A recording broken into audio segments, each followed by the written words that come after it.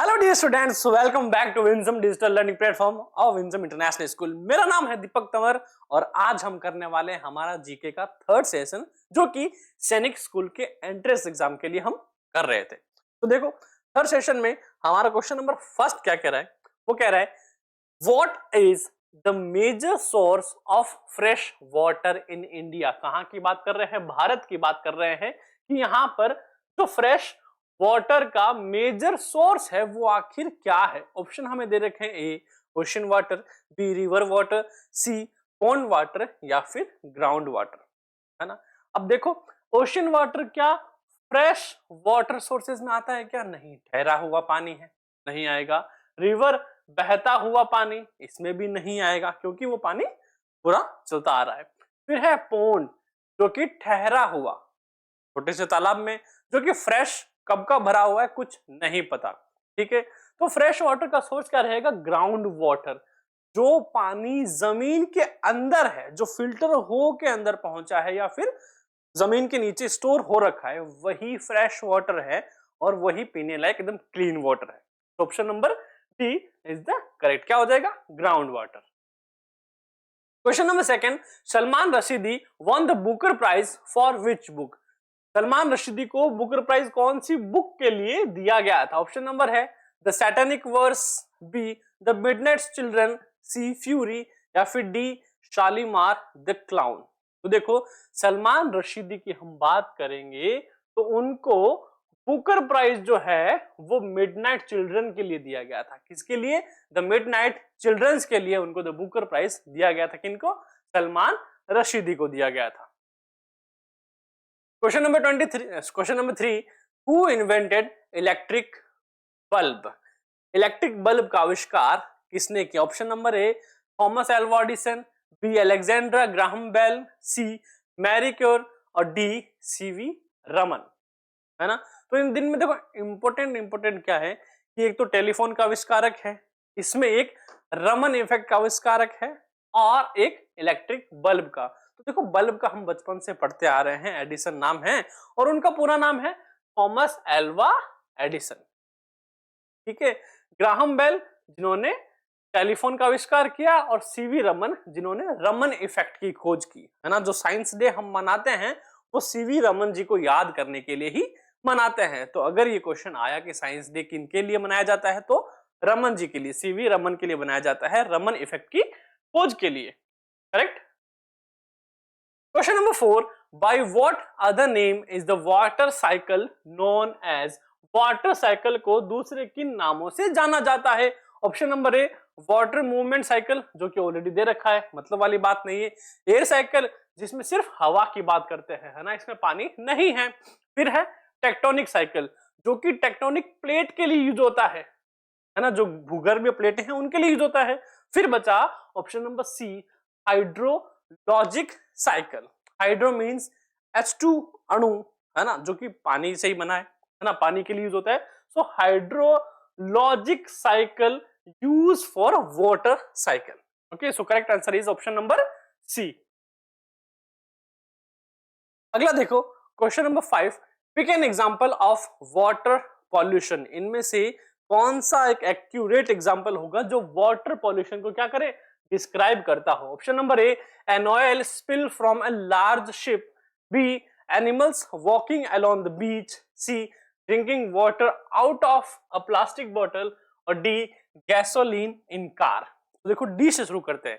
Gasoline in car, क्या ये किसी तरह से पानी से इफेक्टेड है? पॉल्यूशन से? नहीं, ये नहीं है। Drinking water out of plastic bottle, plastic बोतल से पिया पानी लोग पीते हैं, पर वो उसको पॉल्यूटेड या फिर वाटर पॉल्यूशन नहीं माना जाएगा। Correct. Animals walking along the बीच, अगर एनिमल्स पानी में नहा भी रहे हैं तो इतना पॉल्यूशन हो रहा है क्या? नहीं हो रहा, है ना। So an oil spill from a large ship, है ना, शिप जो है उसमें बहुत ज्यादा ऑयल जो है यूज होता है, कंटेनर भी सप्लाई होते हैं। तो अगर किसी कंटेनर, किसी शिप से ऑयल लीक हो रहा है पानी के अंदर, तो वो सबसे ज्यादा उसको क्या कर रहा है? पॉल्यूट कर रहा है। So option number A is the correct answer. Question number 6, who has won the Sushila Devi literature award. क्या है? Sushila Devi literature award for the novel things to leave behind? किनको सुशीला देवी लिटरेचर अवार्ड दिया गया? कौन सी नोवेल के लिए? Things to leave behind. Option number A Kanika Mukherjee, B Ramsuri, C Namita Gokhale या फिर डी रीता चंद्र। तो देखो Sushila Devi literature award things to leave book के लिए नमिता गोखले को दिया गया। ऑप्शन नंबर सी, किसको दिया गया? नमिता गोखले को दिया गया। ये बुक्स एंड ऑथर में जीके आपको याद करना ही पड़ेगा। Question number 7, where is the united nation headquarter located? United nation का हेडक्वार्टर कहां लोकेटेड है? Option number A Vienna, B New York, C Paris या फिर डी ज्यूरिच। तो UNH लोकेटेड है वो कहां है? न्यूयॉर्क के अंदर है। Option number B is the correct answer. Question number 8, which classical dance form is named after the village is originated from? After the village it originated from, कौन से क्लासिक डांस को फॉर्म को नाम दिया गया उसके बाद? Option number A Kuchipudi, B Bharatanatyam, C Kathakali या फिर डी मोहिनीअट्टम। तो देखो a dance form named after the village it originated from, तो ऑप्शन ए इज कुचिपुड़ी। क्या है? कुचिपुड़ी, उस डांस फॉर्म को नाम दिया गया है। Question number 9, what do tissues help in? Tissues जो हैं वो किसमें हेल्प करते हैं सबसे ज्यादा? Option number A faster development, B division of labour among cells, C higher reproductive potential या फिर डी बॉडी स्ट्रेंथ। तो जो हमारी बॉडी के अंदर जो टिश्यूज होते हैं वो हेल्प करते हैं division of labour among cells. क्या करना है?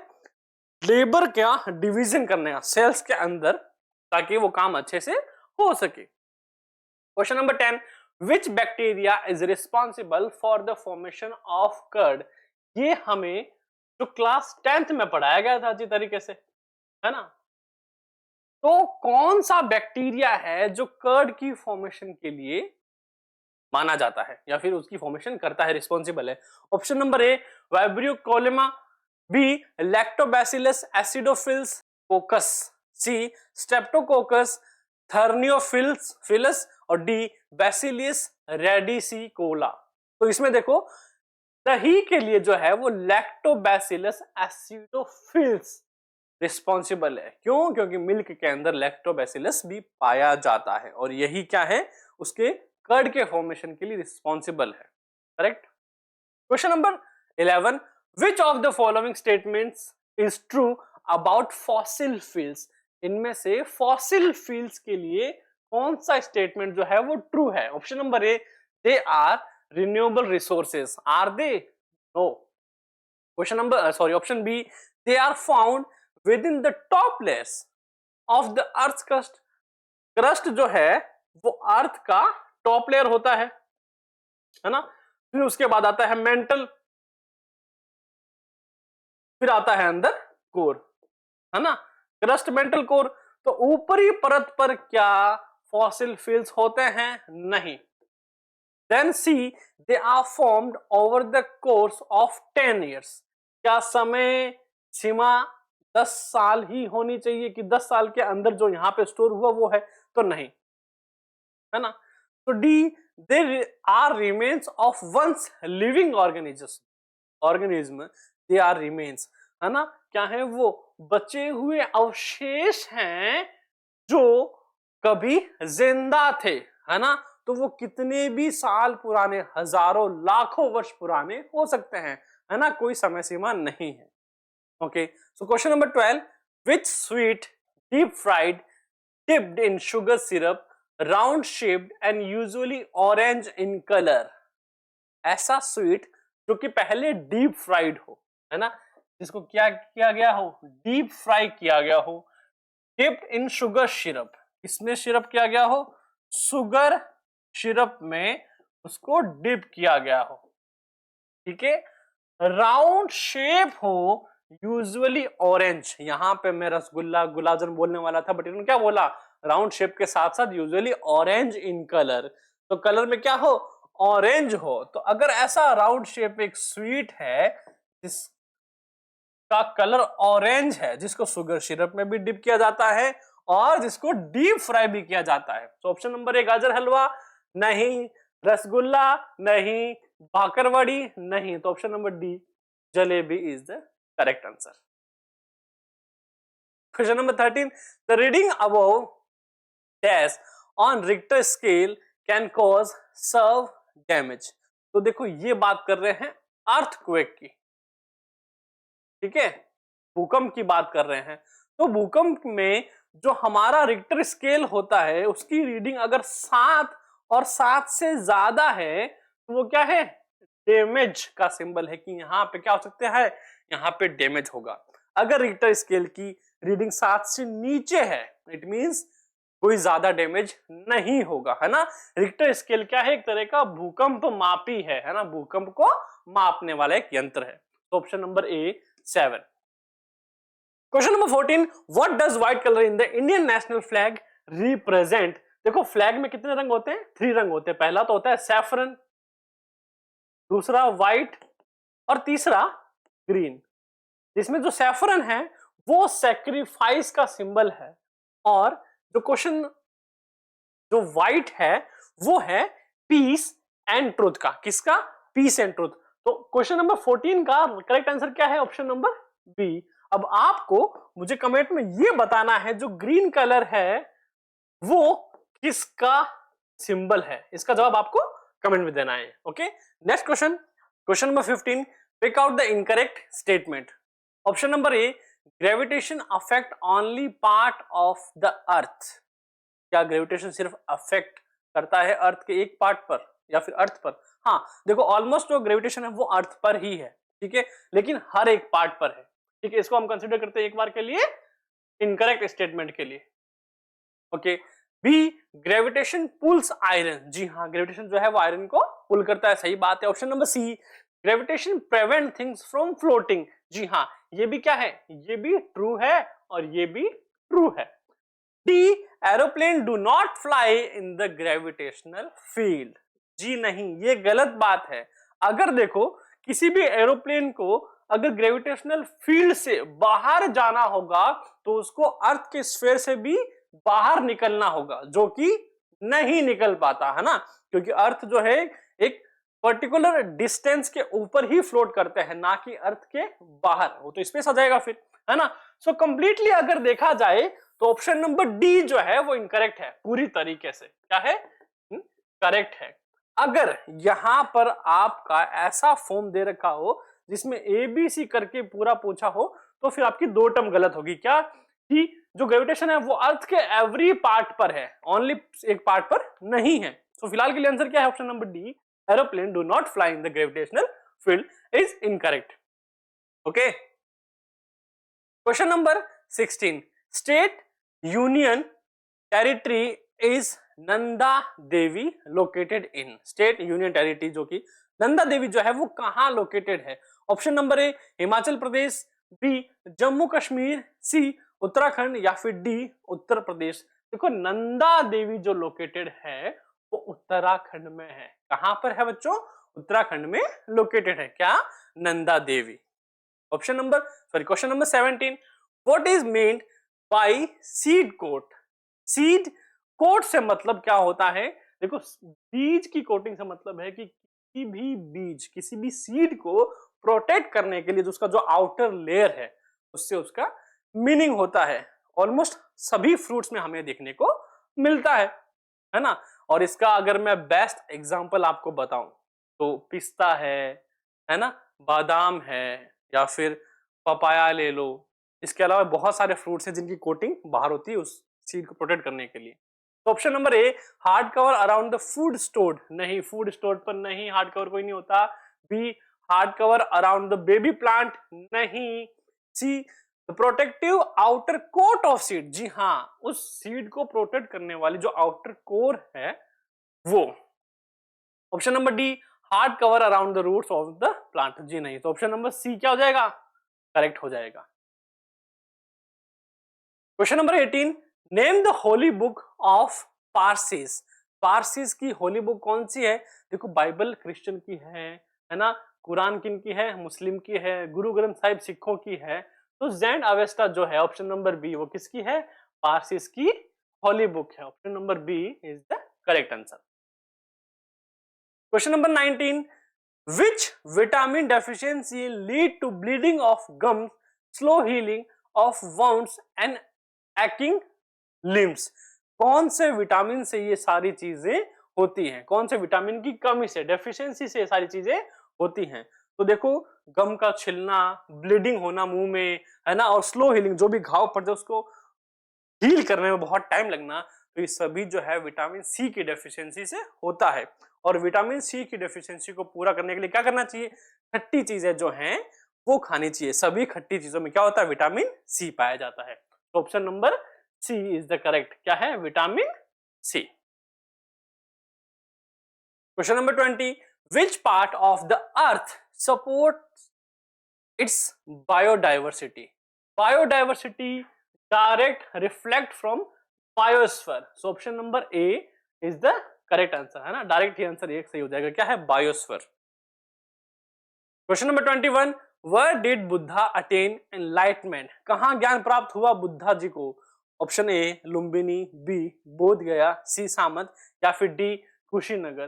तो बुद्धा अटेन एनलाइटमेंट कहां? बोध गया में। Option number B is the correct answer. Question number 22, what process is involved in cloud seeding, which is a technique that induces rain? कौन सी cloud seeding का जो process है जिससे क्या है? फाइनल रेन का प्रोसेस होता है। Option number A adopting an agricultural practice that depend on clouds. नहीं, ये तो फिर क्लाउड पे डिपेंड हो गया पूरा का पूरा। नहीं। B when water vapour in the atmosphere cools and condenses around a particular, sorry, option number B, when water vapor in the atmosphere cools and condenses around a particle of dust or salt। जी हाँ, जब कोई water vapour, है ना, environment में जो water vapour है atmosphere में वो ठंडा होके किसी अराउंड इकट्ठा हो जाता है, तब जाके क्लाउड का फॉर्मेशन होता है। बाकी बाद में आगे वो रेन का प्रोसेस होता है। So option number B is the correct answer. C making cloud and placing them in the sky. नहीं, कौन बनाएगा क्लाउड के जाके मैं उसको आसमान में रख के आऊं फिर उसमें बारिश होगी? नहीं। Catering clouds to form seed like structures. नहीं। Option number B is the correct answer. Question number 23, where is the famous Meenakshi temple located? देखो, फेमस मीनाक्षी टेम्पल जो है चर्चा में रहता है, कहां पर लोकेटेड है? ऑप्शन नंबर है, क्या उज्जैन में है? नहीं। क्या वाराणसी में है? नहीं। क्या रामेश्वरम में? नहीं। तो ऑप्शन नंबर सी मदुराई में मीनाक्षी टेम्पल अवस्थित है, स्थित है।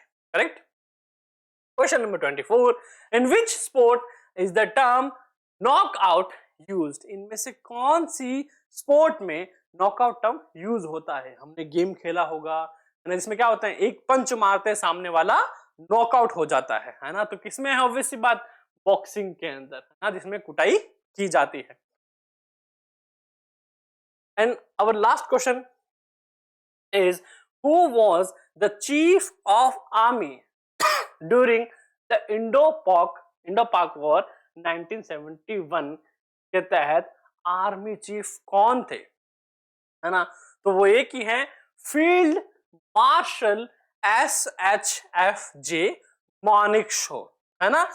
In chief marshal, field marshal पर एक मूवी भी आ रखी है, वो आपको जरूर देखनी चाहिए। बहुत इंटरेस्टिंग, बहुत अमेजिंग मूवी है जो इसको रिफ्लेक्ट करती है ना। और इनके जो पूरा करियर है, कौन है फील्ड मार्शल मानेकशॉ, कैसा कैसा उनका जीवन रहा, उनके बारे में बहुत अच्छी तरह बताया गया है। तो देखो, आज के इस पूरे के पूरे सेशन के अंदर हमने ये देखा कि सबसे ज्यादा जो क्वेश्चन थे वो ऑथर से थे, ऑथर एंड बुक से थे, है ना, और उन बुक के अवार्ड से थे। ठीक है, ज्यादातर हमें क्वेश्चन कहां से देखने को मिले? Book, author and award. In book के अंदर कौन कौन से राइटर थे, इनको अवार्ड मिला, और इसके अलावा ज्यादा तो क्वेश्चन इसके ज्योग्राफी में से थे, है ना, और कुछ जनरल साइंस के क्वेश्चन थे। तो इससे हमें पता लगता है कि अगर हमें प्रिपरेशन करनी हो और ये एंट्रेंस क्लियर करना हो तो हमें कहां पे ज्यादा फोकस करना चाहिए, इस टेस्ट को ध्यान में रखते हुए। तो आज के लिए बस इतना ही। फिर मिलेंगे नेक्स्ट सेशन में। तब तक के लिए stay tune on Winsome digital learning platform. Thank you so much. जय हिंद।